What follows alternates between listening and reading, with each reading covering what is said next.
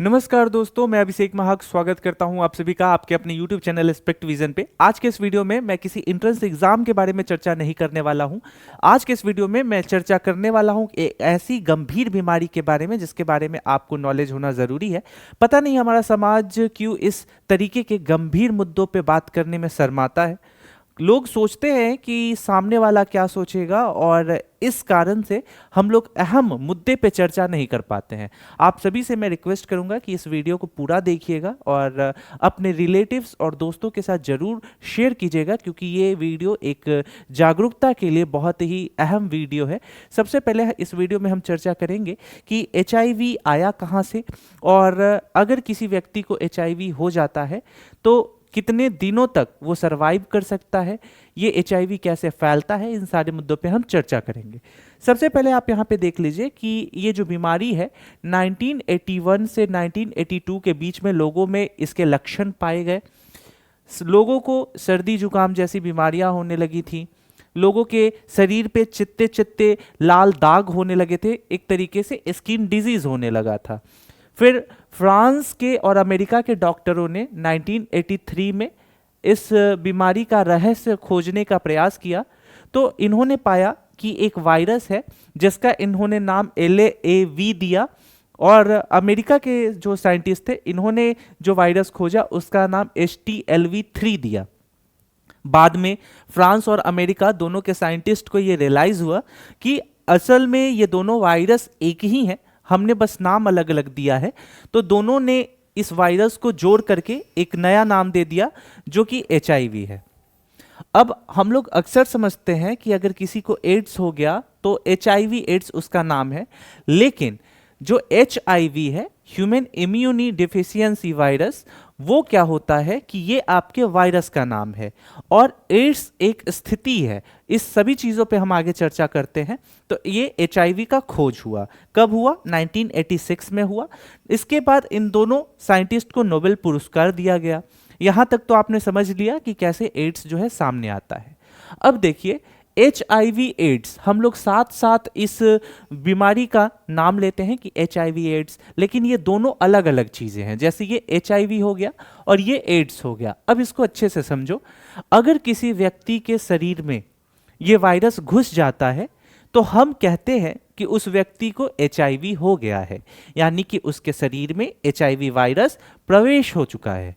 उस दौरान क्या होता है, तो ये नई नई परिस्थिति होती है, शरीर में अभी वायरस आता है, आदमी को पता नहीं चलता कि मुझे एड्स हो चुका है, लेकिन शुरुआती कुछ लक्षण होते हैं, उस लक्षणों पे भी हम बात करेंगे, क्या सिम्टम्स है उस पर भी बात करेंगे। लेकिन एक समय के बाद, कुछ समय के बाद, ये अगर आदमी प्रिकॉशन नहीं ले तो फिर ये HIV जो है ये एड्स में बदल जाता है। एड्स वो परिस्थिति है जिस समय आदमी HIV वायरस से ग्रसित हो चुका है। आशा करता हूं ये दोनों चीजें आपको समझ में आई होंगी। ये दोनों में जो है डिफरेंस है। अब ये चीज जब आप समझ गए तो ये आपके सामने एक इमेज के माध्यम से मैं बताता हूं कि अगर ये जो लकड़ी देख रहे हैं आप, इसको समझो कि इसमें अभी ये HIV का जो कीड़ा है ये घुस रहा है, ये जो वायरस है घुस रहा है।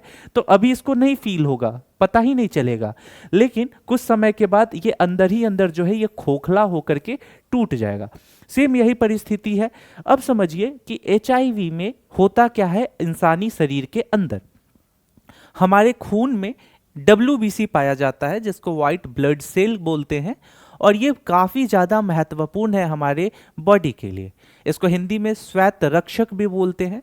इसका मतलब है कि हमारे शरीर में अगर कोई बैक्टीरिया या वायरस हमला करता है तो इसका काम है पूरे शरीर की निगरानी करना, यानी कि कोई भी वायरस अगर बाहर से हमारे शरीर में प्रवेश करता है तो ये उसको ख़त्म कर देता है।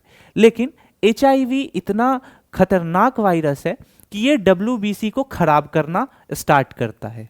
अब WBC ही हमारे शरीर में नहीं रहेगा तो अगर हम आसानी से बीमार पड़ेंगे तो हमारा शरीर जो है वो टूट जाएगा, हम कमज़ोर हो जाएंगे। सेम यही चीज़ होता है, HIV WBC को डैमेज कर देता है। जैसे वो डैमेज हो जाता है, हम छोटी छोटी चीज़ों से जो है वो बीमार होने लग जाते हैं।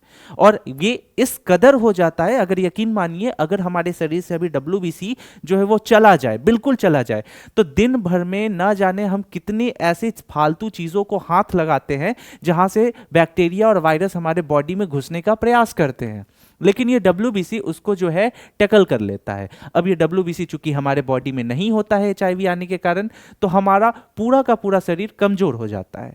अब ये चार्ट देखो, इसमें साफ साफ पता चल रहा है कि एचआईवी कैसे फैलता है। हम लोगों ने बहुत चीज़ें सुना है कि एचआईवी जो है सेक्स के कारण फैलता है, लेकिन सिर्फ यही एक रीज़न नहीं है। अगर आप और भी इसके रीज़न और पहलुओं को देखो तो आपको पता चलेगा कि हमें सेम प्रकार की सुइयां जो है वो इस्तेमाल नहीं करना। अगर किसी व्यक्ति को डॉक्टर इंजेक्शन देता है तो वो इंजेक्शन को हमको नहीं इस्तेमाल करना।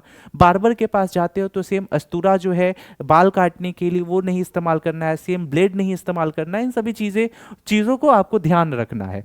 साथ में ये चार्ट देखो जिसमें 70% सेक्स के कारण फैलता है। इन्फेक्टेड नीडल यानी कि सुइयों से 10%।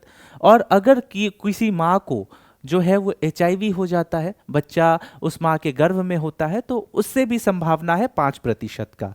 साथ में अगर हम किसी से वो ब्लड जो है वो लेते हैं तो उससे भी संभावना है। कभी कभी होता है कि आपको ब्लड की ज़रूरत है, आप कहीं से किसी से बिना चेक कराए ब्लड ले लिया और उस दौरान आपको ब्लड से भी ट्रांसफ़र हो सकता है, क्योंकि डब्ल्यूबीसी ब्लड में ही पाया जाता है। ये इसके कुछ शुरुआती लक्षण हैं और ये इसके लंबे समय के अंतराल के लक्षण हैं। यानी शुरुआती समय में आपको बुखार लग सकता है, गला सूज सकता है, सर दर्द कर सकता है, तो ये सारी इसके शुरुआती लक्षण हैं। चेहरे अगर स्किन की बात करो तो इस तरीके के चित्ते आपके स्किन पे बनने स्टार्ट कर जाएंगे, और जब ये बनते हैं ना तो फिर ये ठीक नहीं होते हैं। आप इस पे कितने भी दवा लगाओ, जो कुछ भी प्रयास कर लो, ये ठीक नहीं होगा, क्योंकि आपके बॉडी में डब्ल्यूबीसी अब्सेंट है। इसके बाद आप धीरे धीरे देखोगे कि बहुत जल्दी थकने लग जा रहे हो, मांसपेशियों में आपके जो है वो अकड़न सी होने लगी है, तो ये सभी शुरुआती लक्षण है। उसके बाद इधर देखो आप कि आपकी ग्रंथियां, यानी कि जो आपके जो मेन फंक्शनल बॉडी है वो आपका डिस्टर्ब होने लग जाएगा। आपको डाइजेशन नहीं होगा, आप खाना नहीं खा पाओगे, आपकी वोमिटिंग स्टार्ट हो जाएगी, चूंकि आप खाना खा नहीं पाओगे, आपका वजन जो है वो गिरने लगेगा। साथ में धीरे धीरे देखोगे तो आप भूलने लगोगे, गंभीर आपको संक्रमण होने लग जाएंगे, लंग्स की इश्यूज होंगी। ये सभी चीजें आप देखोगे तो ये सभी के सभी जो है इसके प्रमुख लक्षण है। सवाल यहाँ ये निकल करके आता है कि एचआईवी स्टार्टिंग से लेकर के एड्स तक पहुँचने की प्रक्रिया में जो खाली समय है वहाँ पे आपको प्रिकॉशन लेना होगा। सबसे पहली चीज़ कि आपको एचआईवी ना हो, आप उन सब चीज़ों से बचो, इसलिए आपको जितने भी प्रिकॉशंस हैं वो लेने हैं। साथ में कभी भी ये प्रयास नहीं करना है कि कोई नेडल, कोई कटा हुआ ब्लेड या कोई भी उस तरीके के चीज़ों को अपने शरीर से दूर रखना है। और जो सबसे महत्वपूर्ण मुझे लगता है वो लगता है सेक्स एजुकेशन, कि हमारे बीच ये सबसे ज़्यादा अब्सेंट है, क्योंकि सेक्स एजुकेशन ना होने के कारण ही मैं मानता हूँ कि रेप होते हैं। सेक्स एजुकेशन ना होने के कारण ही लोगों की मानसिकता छोटी हो जाती है, और सेक्स एजुकेशन ना होने के कारण ही हम जो है इन सभी मुद्दों पे चर्चा नहीं कर पाते हैं। आशा करता हूँ कि ये वीडियो आपको काफ़ी यूज़फुल लगेगा। अपने दोस्तों के साथ ज़रूर शेयर कीजिएगा और प्रयास कीजिए कि अपने चारों तरफ कुछ ऐसी नॉलेज जो है स्प्रेड कीजिए जो कि लोगों की सोचों को बदले, लोगों के नज़रिया को बदले। आशा करता हूँ ये वीडियो अच्छा लगे आपको। कमेंट सेक्शन में ज़रूर बताइएगा अपने विचार। मिलते हैं अगले वीडियो में, तब तक के लिए स्टे सेफ, टेक केयर, जय हिंद।